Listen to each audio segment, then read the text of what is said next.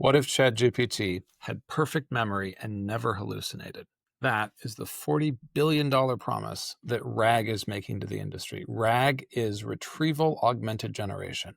In this video, you're going to get a one-stop shop that unpacks all the current debates, all the current best practices on RAG, how companies are implementing RAG, a few success stories, and not to be left out, a few places where you should not use RAG, because yes, there are companies that have absolutely overinvested in RAG and profoundly regret it.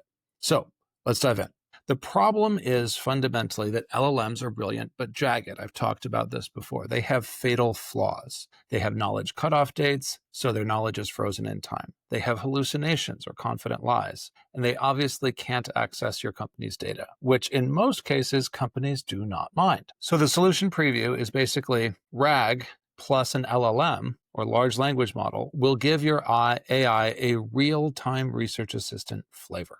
So what you're going to learn is how to build your RAG system, how to scale from a prototype up to true scale, like millions of queries, and how to avoid the pitfalls that kill so many RAG projects. This is all based on actual deep dives I've done on RAG, lots of research I've done. It's very comprehensive, so bookmark this one and watch it in chunks. First, why RAG changes everything. We're going to actually get into the stakes, and then we're going to get into how it actually works. RAG is currently a roughly $2 billion market, although that's exploding so fast it's hard to measure. It is on track for $40 billion plus by 2035. So many enterprises use RAG. The loose running number is around 80%, and they use it over fine-tuning because they perceive it as easier. So fine-tuning a model is perceived as more difficult, at least right now. And those that are engaging with AI, 73% of them say that they need real-time data access. By the way, if you're wondering, where am I making up these statistics from? I have a list of links in my Substack that you can go and follow up to find all of the actual stories that underlie this. So as an example of a success story,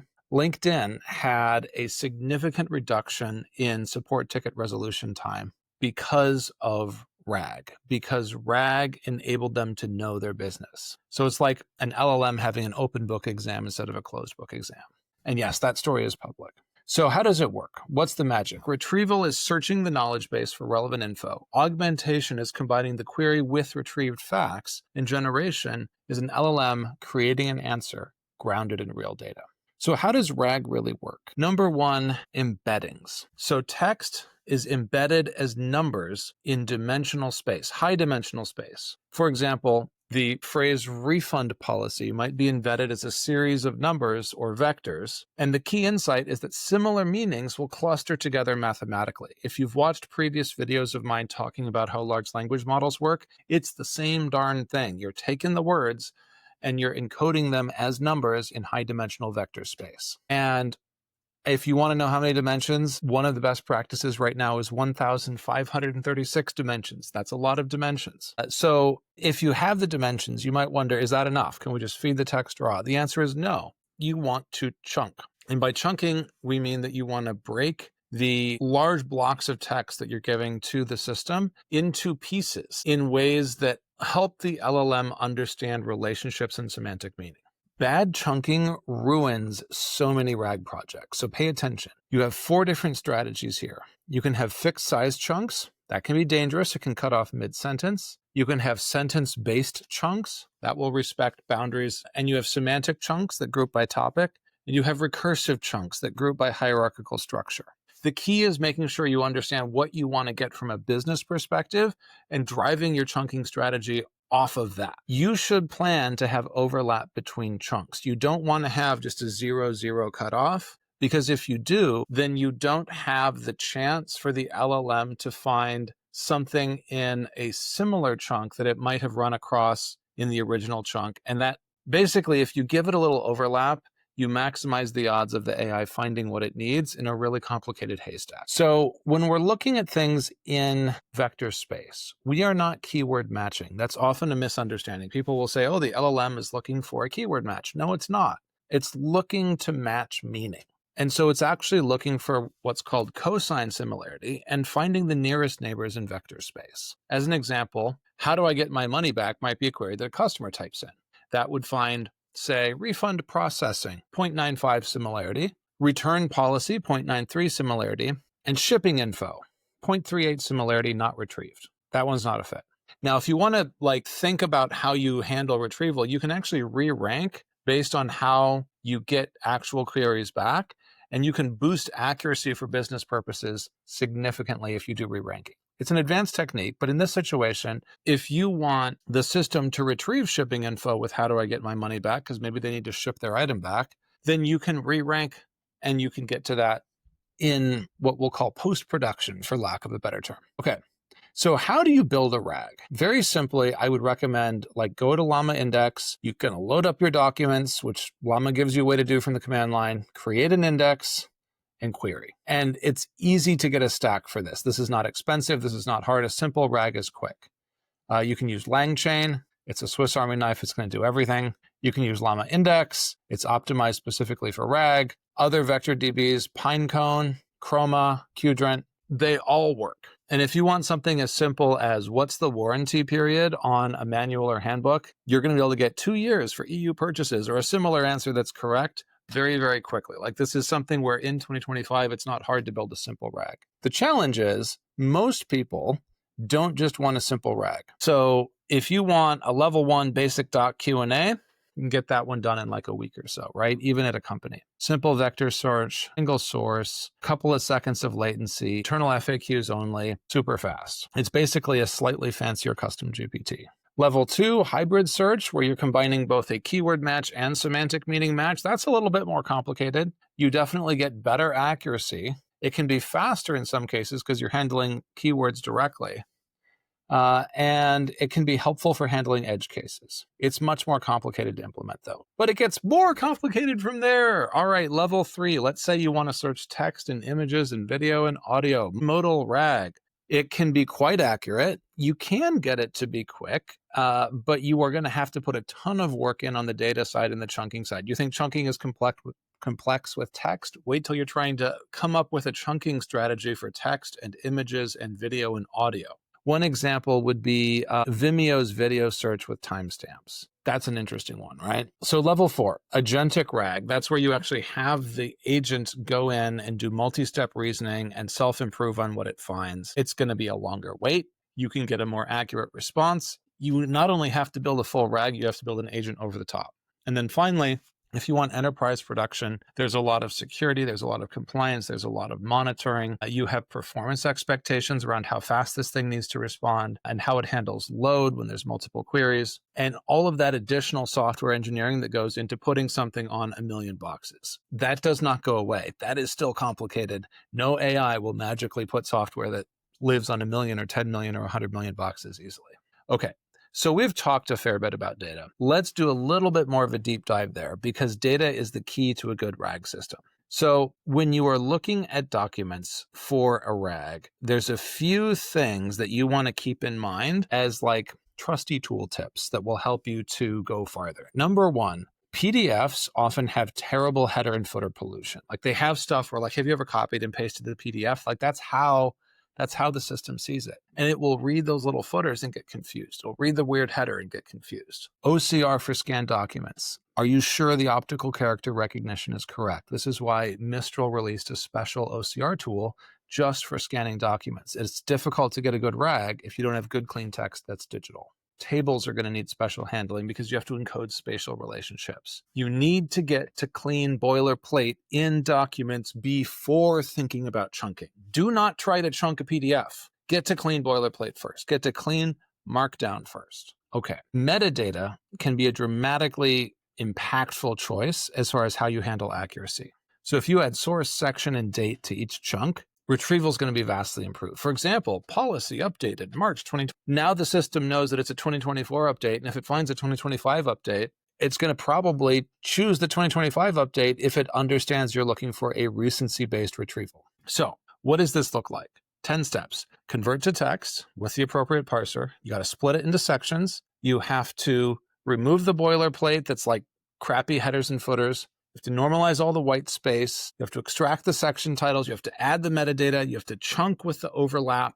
You have to embed the chunks. You have to verify samples, and then you have to iterate. That's how much work it is. And that is for, frankly, a fairly simple exercise. And this is why I say RAG can get complicated. But we're going to get even more advanced because this is one of those videos. Let's talk about graph RAG. So traditional RAG is just isolated text chunks. Graph RAG preserves entity relationships as it encodes in a RAG.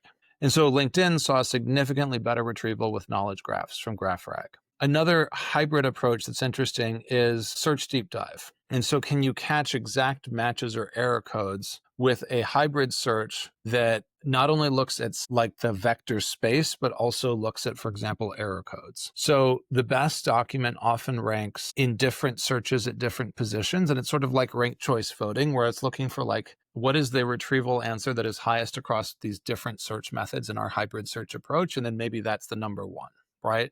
So maybe the error code that we're looking for ranks really highly in our keyword search, and it ranks not as highly in the semantic meaning search, but it's still there because we've used correct metadata when we chunked it. And so it all sort of comes out in the wash, and it comes out as number one combined, and that improves the accuracy. Multimodal, you want to be thoughtful about how you handle especially the relationship between image, table, and text. Invoices are a good example of this. They will often have tables. They'll definitely have text. They may have images as well. You want to use something like a tool like Clip for image embeddings. You want to unify an index across all your modalities. So unified index for text and images and tables. And you should be, if you do it right, able to send a query that says something like, show me the revenue table from Q3. And it should retrieve both the image and the data because the index is common across both modalities. Okay, this is where I mention MCP. MCP is helpful because it ends up being like the USB port for AI.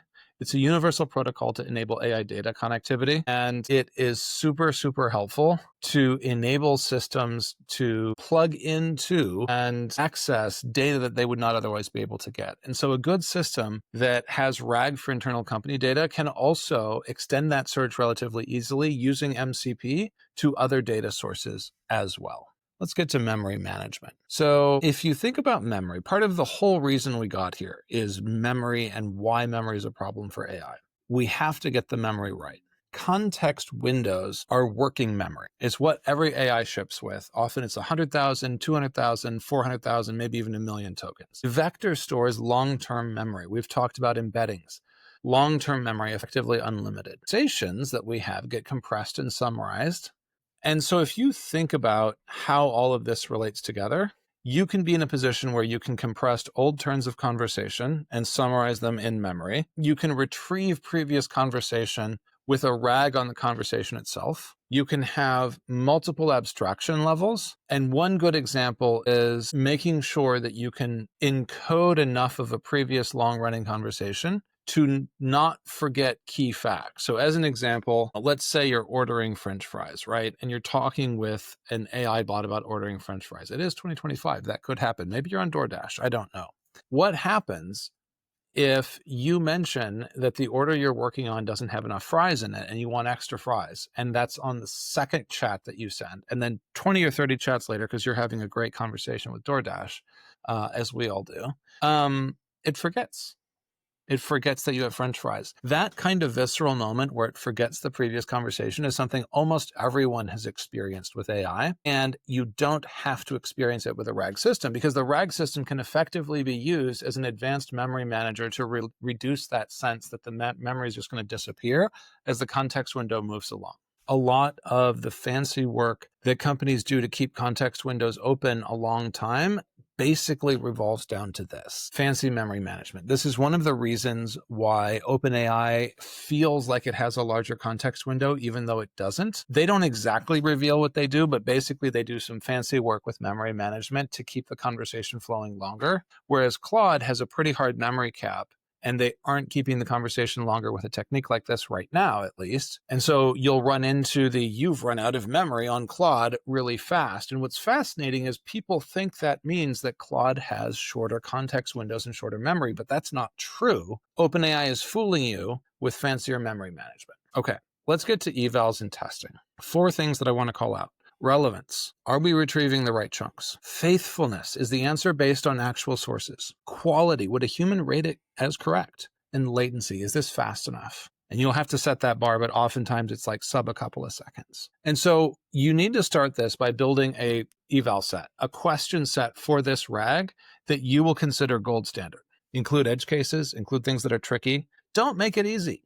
You want to measure both retrieval and generation. So can it get it and can it write it well? And you want to A/B test improvements in your RAG system. If you're going to move to hybrid search, take it seriously. One example, Notion worked on A/B testing their RAG system when they moved, and they could prove the improved value of search over time. And so they were able to analyze their failures, fix their data in prompts. That's another publicly available story. Okay, I've given you some examples of how to do RAG. Let's talk about how RAG goes wrong.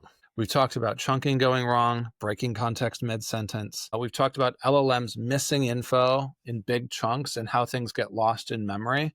Well, it's possible if you set up a bad RAG that you can actually get lost in the middle because the LLM can't retrieve the info. So that's a way that RAG can actually make the memory problem worse if you implement it badly. You have hallucination horror stories where the RAG will make up facts despite the context being available. That can happen with poorly labeled context. It can happen for a variety of reasons. Number 4, you can have, frankly, an incorrect vector DB setup. It can be very expensive. Number 5, you can have stale data or bad data inside it, so there's no update pipeline and the data gets out of date and then it's useless. Number 6, security leaks, PII exposure, compliance failures. It's just not fun.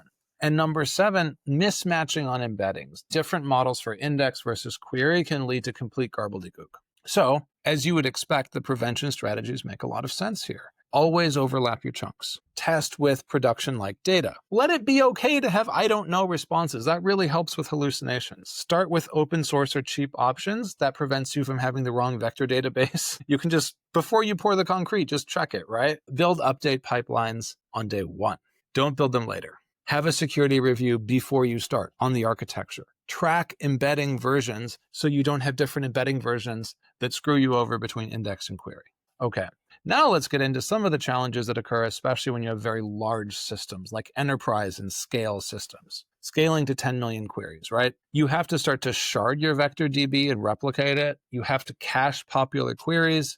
You have to figure out how to cascade models. You may want to expand a prompt and then have a different model handle the prompt from there. Cost optimization will save you millions of dollars because it's so expensive to run these things. And so this is where you'll be shaving models and figuring out what is the absolute smallest model you can use and how do you trade off different models in a system depending on the query. You're going to have a security deep dive like no other, access control filtering, PII scrubbing, audit trails, compliance, HIPAA, GDPR, SOC 2, you name it, add an acronym, right?